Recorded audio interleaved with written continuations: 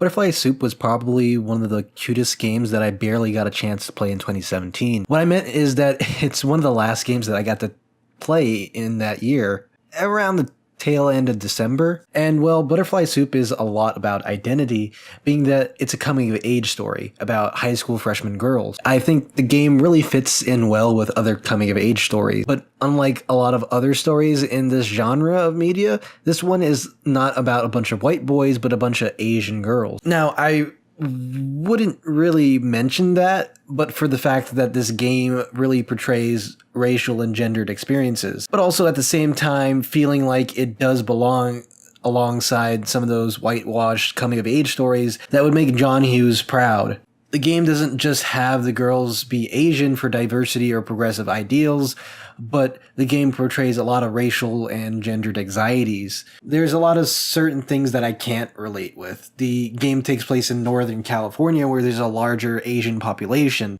So I never really had a memory of seeing my first white person, because white people were just what a normal person looked like to me. And, well, it wasn't really like I was the only colored person growing up. A lot of the commentary in this game really feels really personal and really clever.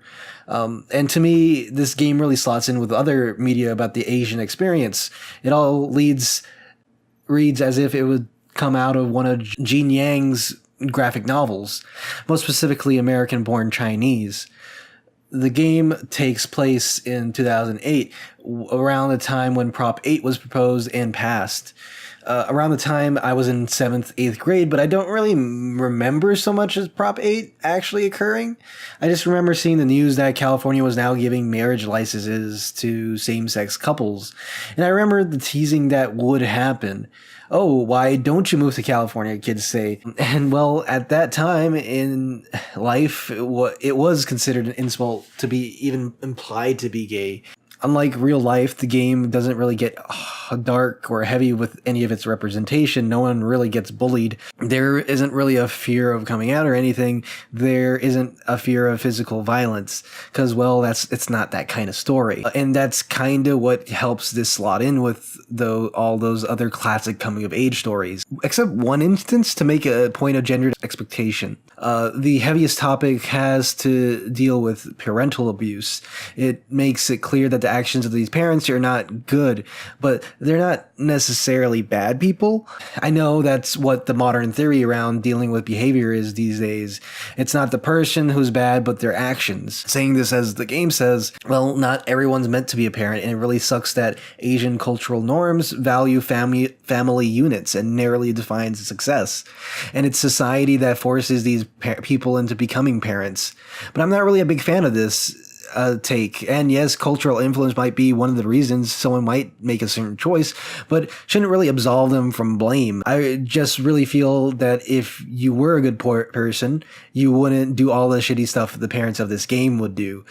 But, what do I know? It's still a very fun and cute game that stands out in the sea of visual novel games that kind of look very similar to me.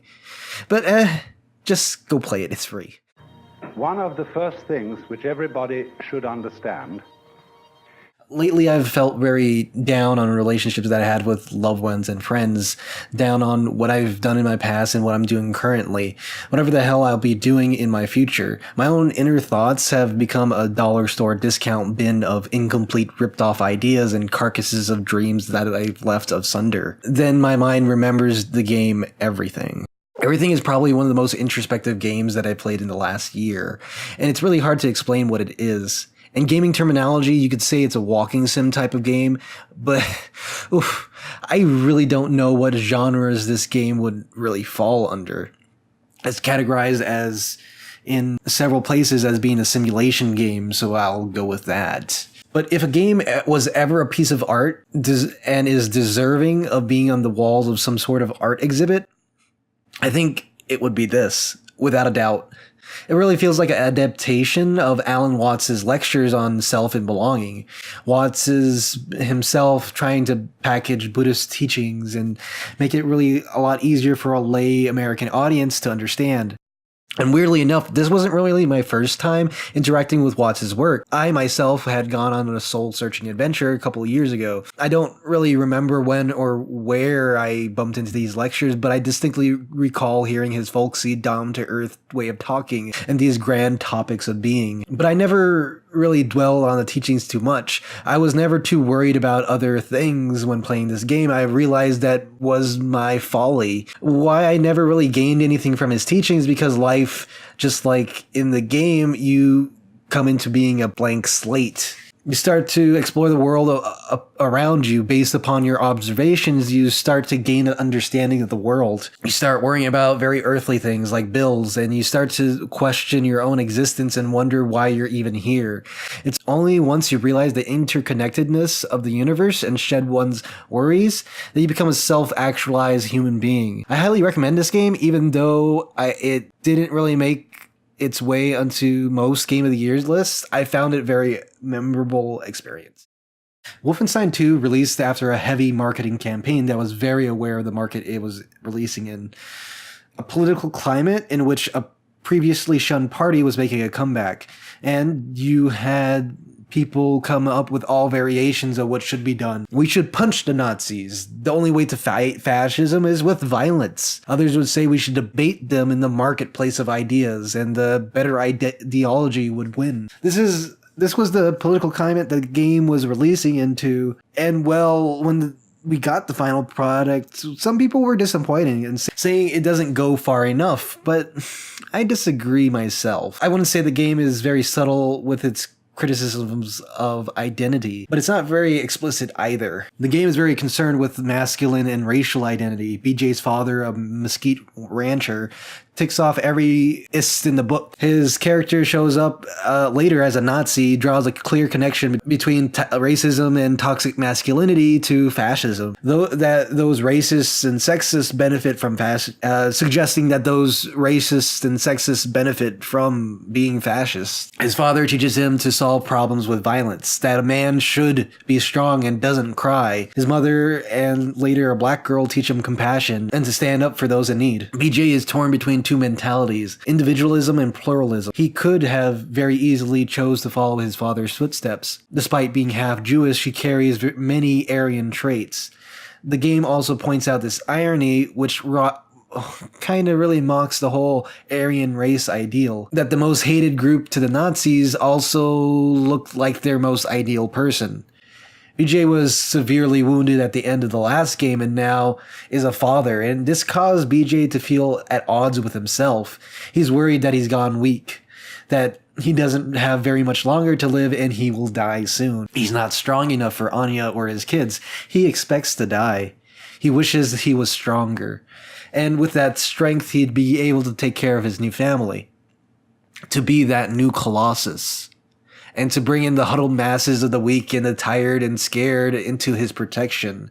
But he doesn't live up to that ideal version of himself. This also carries into the gameplay as BJ now has his body augmented by this set of armor that he relies upon, but his own health is halved. He's half the man he should be. He is a man of action. He doesn't do much talking to other characters, only keeping his deepest thoughts to himself. A lot of these thoughts going through BJ's head is parallels with some that I had as well. That I'm weak, not manly, that I'd be a terrible father or partner. And it's only once BJ comes to terms with his weakness and accepts that he will one day die, he becomes whole again. I think that there's a lot of little things about Wolfenstein 2 that I could really get into, like how that there's a lot of really strong mothers in this game. That the fact that they are mothers doesn't really sideline them, or how the Nazis appropriate 1950s and 1960s white American iconography, thus suggesting that to the player that the whitewashed 1950s and 60s we see a lot in movies and television was not great if you were not a white middle class person. The New Order kind of states this more explicitly. Wolfenstein 2 wraps all of the social commentary in the wrappings of a really goofy, schlocky action game. And while I wish the climax was less disappointing, I feel like it was a really interesting game to talk about. So I think I should use this as an opportunity to apologize. Uncharted 4 is not that bad. I came to this realization while watching Joseph Anderson's video about the game. He had all the same criticisms as me, but still said it was the best in the series. Maybe my rose-tinted glasses muddled my perception of those older games, but I'd like to say that Uncharted Lost Legacy might be my favorite Uncharted game. And no, it's not because it stars two female badasses in India trying to find treasure. Well, maybe that's part of it, but I feel like the brevity of this game gave it more of a focus. The game follows Chloe Fraser and Nadine Ross, two characters that I feel like were really jibbed in the last game. Chloe didn't even show up in Uncharted 4, and Nadine was just written very poorly. So I was really excited to get to know these two ladies, especially as the game was billed as being Chloe exploring her Indian heritage.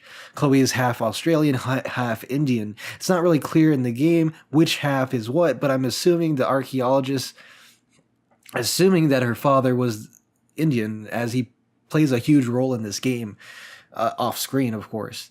Her father was an archaeologist searching for the tusk of Ganesh.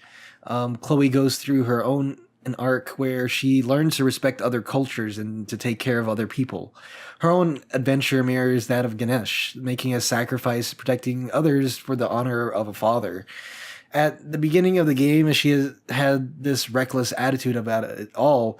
She wanted to steal the treasure for herself, but when confronted by the bad guy of the game, Rav, who is essentially stealing cultural artifacts and using it to fund his war with the Indian government so that he can commit ethnic genocide.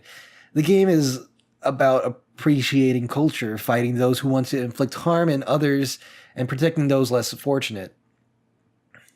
To me, though, saying that the game is a very progressive game that properly represents Indian culture is kind of a stretch. See, I'll give it props for kind of highlighting that India is actually a very ethnically diverse nation. Many Americans don't realize that it's one of the most diverse countries in the world.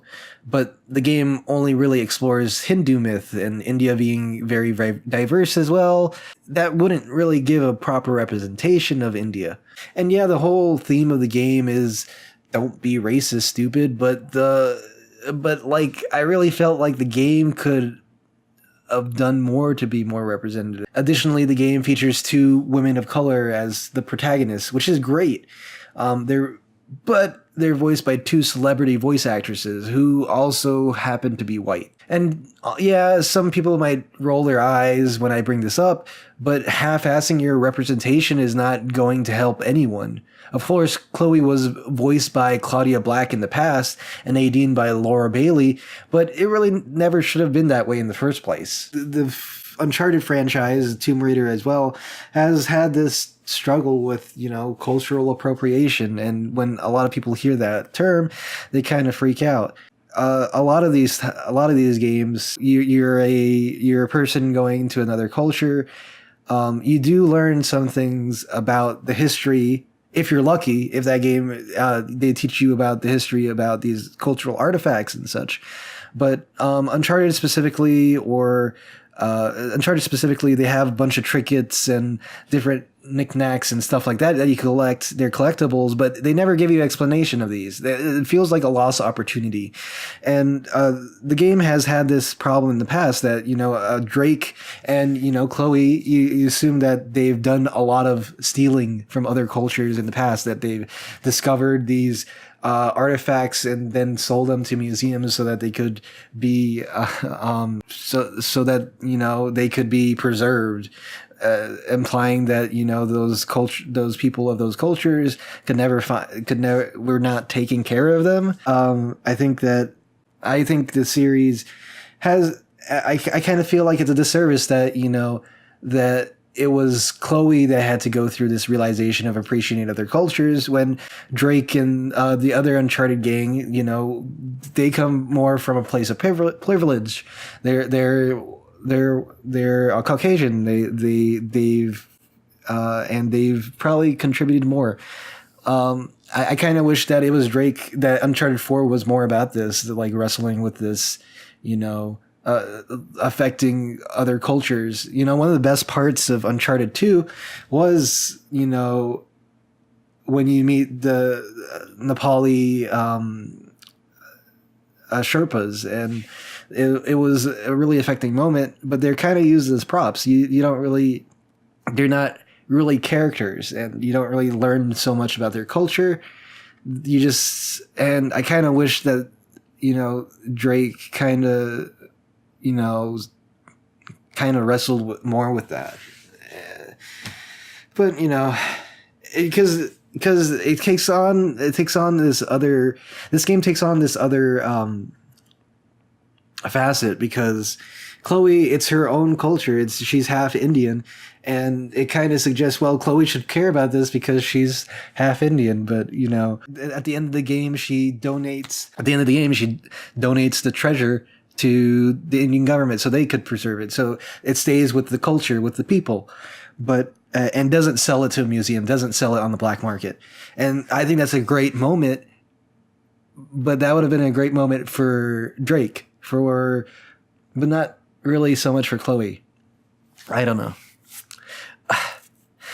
And I'm not really sure if I should address the elephant in the room, but I am of Indian descent, but I don't really identify with my Indian heritage. I say I have that same resentment that Chloe has in the game.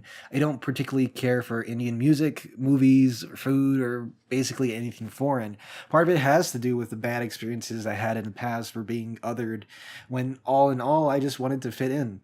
But also, it just really didn't feel like me. And maybe there's something wrong with that. I don't know. Maybe I'll get over it like Chloe does, or maybe I won't.